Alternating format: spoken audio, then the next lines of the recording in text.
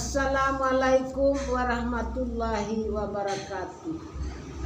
Alhamdulillah, segala puji bagi Allah, wa syukurillah, bersyukur kepada Allah, wala haula wala quwata illa billahil aliyil azim. Tiada daya dan upaya melainkan hanya dengan pertolongan Allah Subhanahu wa taala. Marilah sama-sama kita mengucapkan salawat kepada junjungan Nabi besar kita Muhammad sallallahu alaihi wasallam dengan ucapan Allahumma sholli ala sayyidina Muhammad wa ala ali sayyidina Muhammad.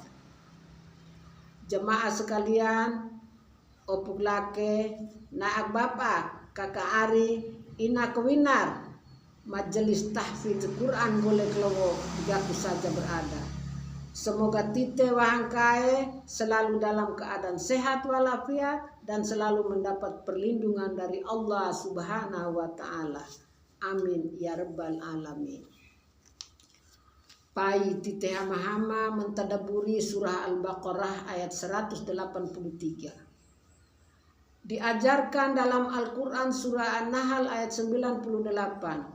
Faiza qara'tal Qur'an, maka apabila engkau hendak membaca Al-Quran, fasta'idz billahi minasyaitonir rajim, mohonlah perlindungan kepada Allah. Lindungi aku ya Allah. Lafadznya a'udzubillahi minasyaitonir rajim. Aku berlindung diri dengan Allah dari godaan syaitan yang terkutuk. Aku tidak berlindung dengan manusia karena manusia akan binasa. Aku tidak berlindung dengan harta karena harta akan sirna. Dan aku tidak berlindung dengan kuasa karena kuasa akan berakhir. Aku berlindung kepada siapa? Dengan Dia yang qadim, yang kekal abadi, minasyaitonir rajim, dari godaan syaitan yang terkutuk. Ayat yang kita baca adalah surah Al-Baqarah ayat 183. Kenapa disebut dengan surah Al-Baqarah? Al-Baqarah artinya sapi, karena di dalam ayat ini ada lafaz a'udzubillahi minasyaitonir rajim. Innallaha ya'murukum an tadzabahu baqarah. Sesungguhnya Allah Ta'ala memerintahkan kamu, wahai Bani Israel, antadzabahu baqarah, untuk menyembelih seekor sapi, seekor lembu, baqarah. Maka disebut juga dengan surah Al-Baqarah. Ada juga nama surah lain disebut surah Alif Lam Mim zalikal kitabul la raiba fi, untuk membedakan Alif Lam Mim yang lain, Alif Lam Ro, Alif Lam Mim Shod, dan lain-lain. Ayat 183. A'udzubillahi minasyaitonir rajim. Perlukah kita baca basmalah, bismillah, dengan nama Allah? Tentu saja. Kenapa demikian? Kullu amri dzibali, setiap perkara yang penting, la yabda fihi bi bismillah, yang tidak diawali dengan bismillahirrahmanirrahim, maka perbuatan tersebut akan terputus dari rahmat Allah. Kenapa amal itu terputus? Karena amal tinggal di dunia, tidak bisa kita bawa mati ke akhirat sebagai bekal menghadap Allah Subhanahu wa taala. Makanya sebelum kita makan, kita diajarkan membaca Bismillahirrahmanirrahim. Allahumma barik lana fima razaqtana wa qina adzabannar. Sebelum masuk kakus yang kotor, sebelum tidur pun, kita membaca doa masing-masing dengan menyebut nama Allah Subhanahu wa taala. Sebelum membaca Al-Quran, apakah membaca Bismillahirrahmanirrahim? Biasanya Bismillahirrahmanirrahim terletak di antara dua surat.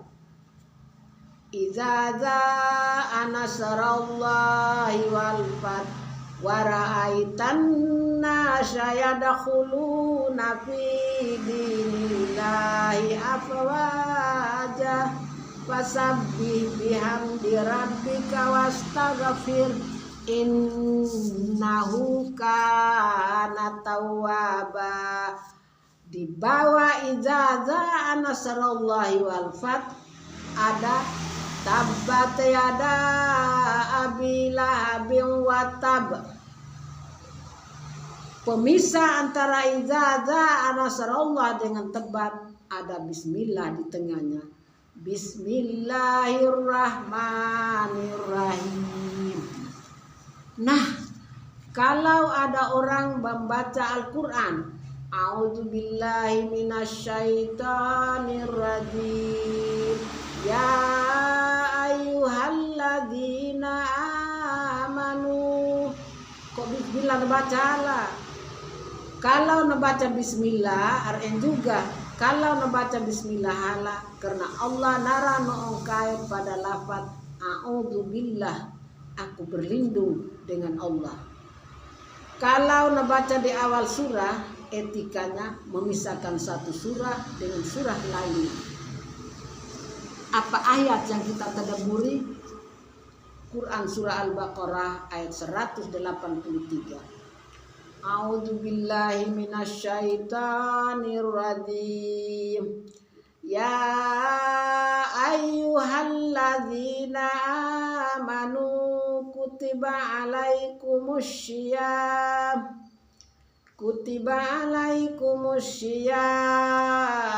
kama kutiba alal ladzina min qablikum.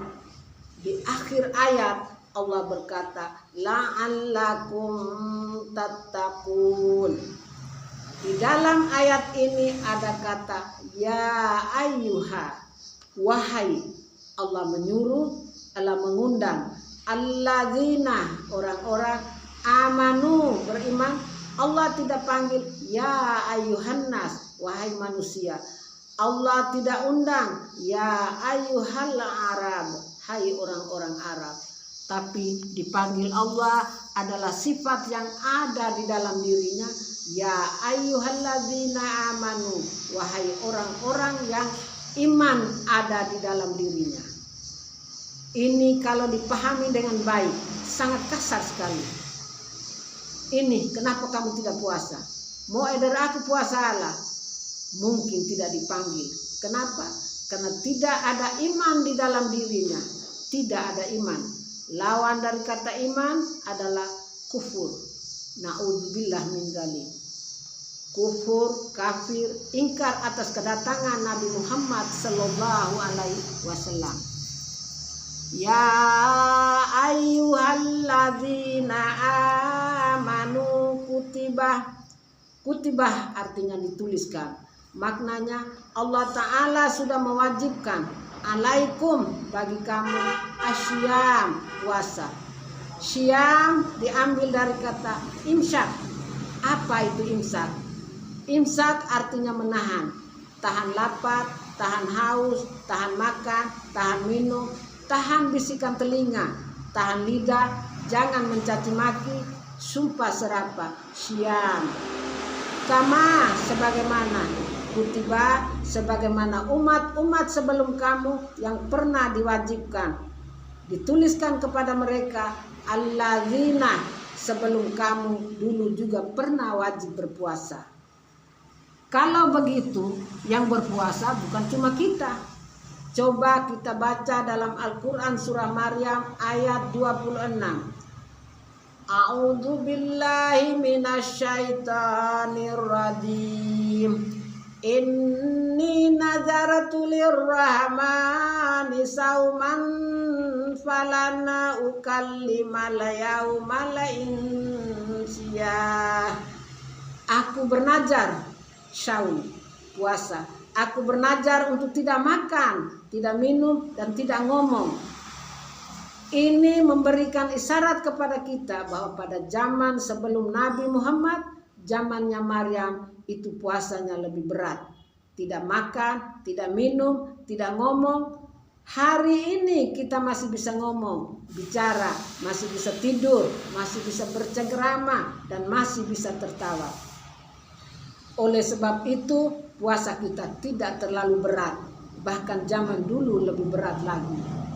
Bagaimana puasa mereka? Dari sahur sebelum subuh sampai siang, sampai malam, terus sampai 24 jam. Masa waktunya lebih lama, lebih panjang, dan kemudian larangannya lebih banyak. Puasa ini finishnya pada zaman Nabi Muhammad SAW. Tempo waktunya seperti kita ketahui sekarang ini sekitar 14-15 jam. Kemudian larangannya masih boleh berbicara, asal tidak dusta, tidak bohong, tidak tipu, dan lain-lain. Oleh sebab itu, jangan menganggap puasa itu berat, karena orang-orang sebelum kita lebih berat. Tujuan dari puasa. Apa tujuan dari puasa ini? Adalah la'allakum tattaqun, mudah-mudahan kamu menjadi la'allakum tattaqun. Maka di dalam kitab tafsir dikatakan la'allakum tattaqun, dengan berpuasa itu sesungguhnya kamu pasti la'allah, bermakna pasti, artinya kalau kamu berpuasa kamu pasti takut menjadi orang-orang yang takut kepada Allah. Takutnya apa? Makanannya halal, dicari dengan cara halal, uang halal, nasi halal, beras halal, tetapi kenapa kamu tidak makan? Karena saat itu kamu sedang takut kepada Allah. Istrimu halal, lafadznya halal, ada walinya, ada saksinya, ada ijabnya, ada qabulnya. Tapi pada saat itu engkau takut kepada Allah Subhanahu wa Ta'ala yang melarang. Oleh sebab itu, jika engkau berpuasa dengan benar, sungguh niat kepada Allah, la'allakum tattaqun, engkau pasti menjadi orang-orang yang takwa. Kita umat Islam dalam 1 bulan ini betul-betul dididik, digembleng 1 bulan pembentukan karakter jiwa manusia menjadi insan yang la'allakum tattaqun, menjadi orang-orang yang takut kepada Allah. Jangankan untuk menyuap makanan masuk ke dalam mulut, berpikir jahat saja takut. Maka kadang-kadang orang yang sedang puasa, astagfirullah, astagfirullah. Kenapa tiba-tiba astagfirullah? Karena terlintas dalam pikiran yang macam-macam, pikiran yang tidak diridai oleh Allah Subhanahu wa Ta'ala. Nah, ini kita baru bahas ayat, terjemahan, dan beberapa renungan. Kurang dan lebihnya saya mohon maaf lahir dan batin. Wabillahi taufik wal hidayah. Wassalamualaikum warahmatullahi wabarakatuh.